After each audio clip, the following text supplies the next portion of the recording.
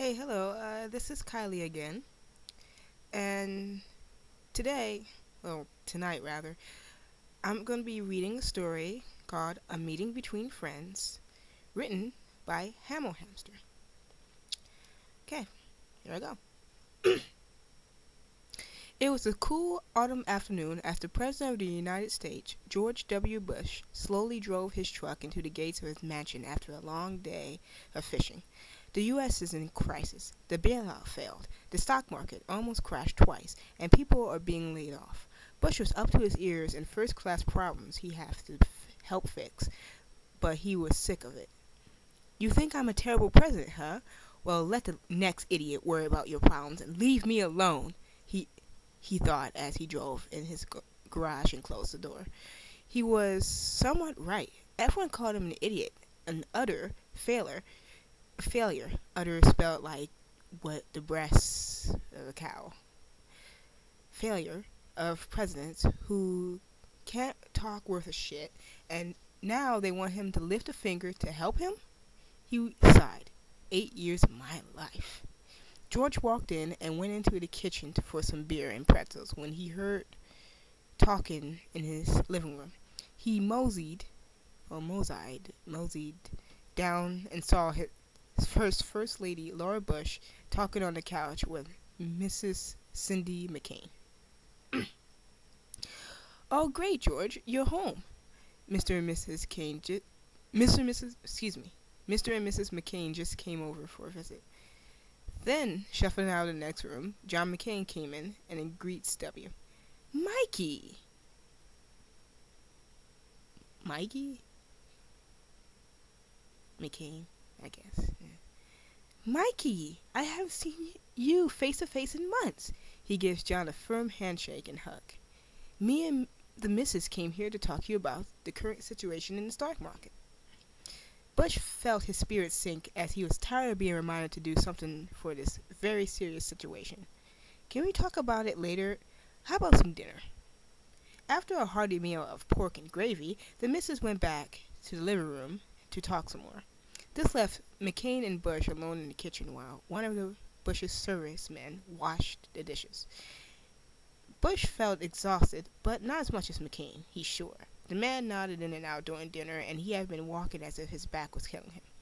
Bush got up and stretched while slowly walking out. Well, we best get our beauty rest. I have a country to run in the morning, he says, knowing he's doing no such thing. George, I wanted to talk to you about the stock market. Bush rolled his eyes as his back was turned away from McCain. He was sick of being reminded of this shit. I know. I'm going to have a cabinet meeting to discuss it tomorrow. Again, lying through his teeth. No, it's not that.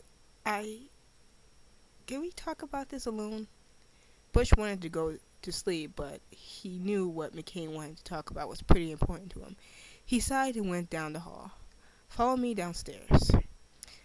Slowly because McCain had serious back problem, went to a very long and clean basement where Bush kept his secret room. His secret room to get away from the world and just relax without interruption. It was a large room that had an Oval Office feel to it. It had a red carpet in it, like the Oval Office, and a big desk in the middle of the room. Of course, there was a large armchair in the corner, with a big flat-screen TV on the wall, a refrigerator, and a closet with a toilet and sink so that he doesn't have to left the room for anything. It was like a small apartment. Bush sat on his desk, and McCain sat on a large office chair at the desk. He was quite impressed with the room. Life at home is relaxed enough, he laughed. Give me a second. It's like I have to lock myself in the closet to get any me time these days, he laughed too. It was quiet when Bush got up and walked to the refrigerator.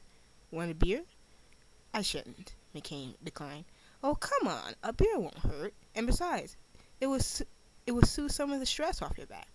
I'll take two. McCain laughed and Bush brought a six-pack over and sat back on the desk to drink it. The two Republicans drunk down one beer each until McCain remembered what he was here for. I know you don't want to talk about it, but can we, can we discuss missing an S? Discuss the stock market? He says quietly, excuse me. The beer loosened Bush's nerve not to be bothered by the subject of America's economy. Well, tell me something that I don't know. McCain reached for a second beer, and so did Bush. I want to ask you for some pointers of what to do if I'm elected as the next president, John says while opening and drinking his beer.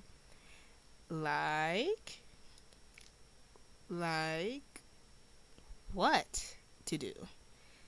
McCain says while gulping down a third of his beer. What to do?